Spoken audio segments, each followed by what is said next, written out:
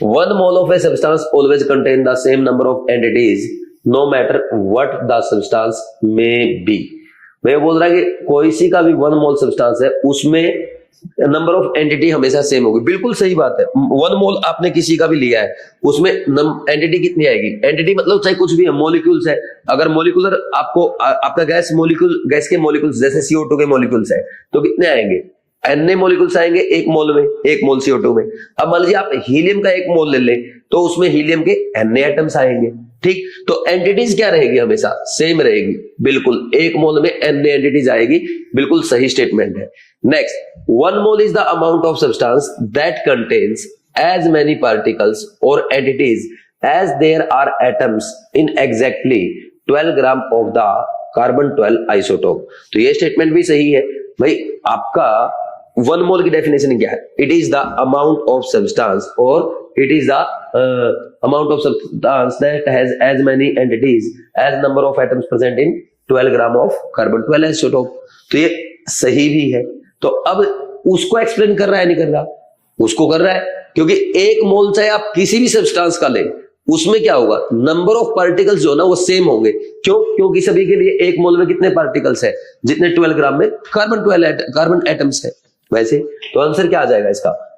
Both assertion and reason are true and reason is correct explanation of assertion। Answer 1। तो ये भी अच्छा question है। आपको इसको इंपोर्टेंट क्वेश्चन में नोट कर सकते हो। इसको भी आप DR क्वेश्चन कर सकते हो, आ सकता है एग्जाम में एज इट इज। ठीक, the outer electronic configuration of chromium and copper are. ठीक है, दोनों का यही होता है। बिल्कुल सही है।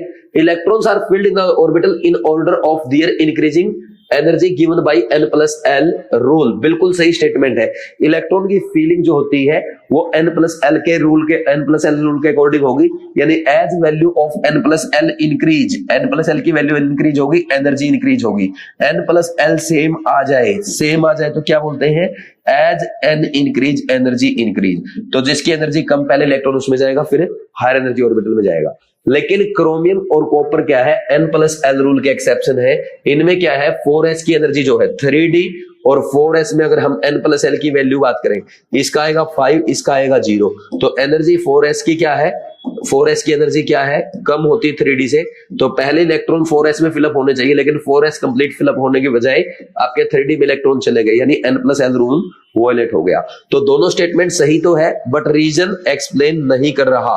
Reason doesn't explain assertion. अब ऐसा क्यों हुआ भाई? N+L रूल को कैसे वॉयलेट किया?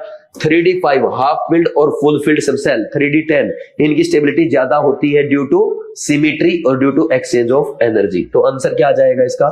सेकंड आ जाएगा। ये भी अच्छा क्वेश्चन आप बोल सकते हैं जो एग्जाम में आ सकता है। 28 का 2। और ए रिएक्शन, इस रिएक्शन के लिए delta H greater than delta E है। तो देख लेते हैं delta H equal to delta E plus delta NgRT ये है। तो डेल्टा Ng कितना आ रहा है इसका? अब देखो सुनो, इसका ग्रेटर देन 0 है। ठीक, तो वैसे हमें पता है डेल्टा Ng अगर ग्रेटर देन 0 आएगा ना, delta H greater than delta E आएगा। तो ये तो बिल्कुल सही बोल रहा है इसका मतलब। और डेल्टा Ng इसका लेस देन 0 आ गया ना, तो यहाँ पे नेगेटिव हो जाएगा डेल्टा E में से कुछ ना कुछ।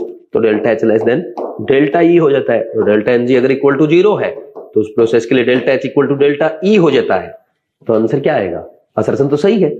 Enthalpy change is always greater than internal energy. नहीं, ऑलवेज नहीं होता ग्रेटर देन। क्यों? ग्रेटर देन भी हो सकता है, लेस देन भी हो सकता है, इक्वल टू भी हो सकता है। तीनों ऑप्शन बनते हैं। तो सेकंड स्टेटमेंट रॉन्ग है। Assertion right, reason wrong, answer 3। Question number 28 का। ठीक, the equilibrium constant is fixed and is characteristic of any given chemical reaction at a specified temperature. बोला कि इक्विलिब्रियम कांस्टेंट क्या होता है? फिक्स होता है और किसी भी केमिकल रिएक्शन का एक स्पेसिफिक टेम्परेचर पे कैरेक्टरिस्टिक है। बिल्कुल सही बात है, क्योंकि एक स्पेसिफिक टेम्परेचर पे इक्विलिब्रियम कांस्टेंट की वैल्यू क्या होती है? फिक्स, क्योंकि टेम्परेचर के साथ ही इक्विलिब्रियम कांस्टेंट चेंज होता है। तो पहला असर्शन जो है बिल्कुल सही है। रीजन पढ़ते हैं। The composition of final mixture eight a particular temperature depend upon the starting amount of reactant. नहीं, ऐसा नहीं है। इक्विलिब्रियम की कंसंट्रेशन जो होती है वो इनिशियल कंसंट्रेशन पे डिपेंड नहीं करती। तो ये आप पढ़ चुके हैं, क्योंकि के की वैल्यू भी आपका initial concentration of reactant, initial amount of reactant पे डिपेंड नहीं करती।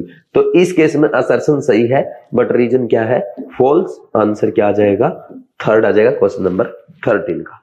असर्शन रीजन क्वेश्चन है, an increase in surface area increases rate of evaporation. बिल्कुल सही बात है, एक तो सरफेस एरिया ये है और एक सरफेस एरिया ये ज्यादा है, तो यहां से इवेपोरेशन क्या होगा, यहाँ पे इवेपोरेशन ज्यादा होगा अगर ज्यादा सरफेस एरिया होगा। बड़े तालाब में से इवेपोरेशन ज्यादा होगा और हमारे पानी के गिलास से इवेपोरेशन कम होगा क्योंकि उसका सरफेस एरिया कम है। असर्शन सही है। रीजन पढ़ो, stronger the intermolecular attractive forces fast is the rate of evaporation at a given temperature. अगर आपके सोलवेंट के मॉलिक्यूल्स में अच्छे अट्रैक्शन होंगे तो इवेपोरेशन क्या होगा, कम होगा, उसका रेट क्या होगा, स्लो होगा, जबकि ये क्या बोल रहा है, फास्ट होगा। तो ये statement wrong, assertion right, reason wrong, answer is third question number 13। ठीक,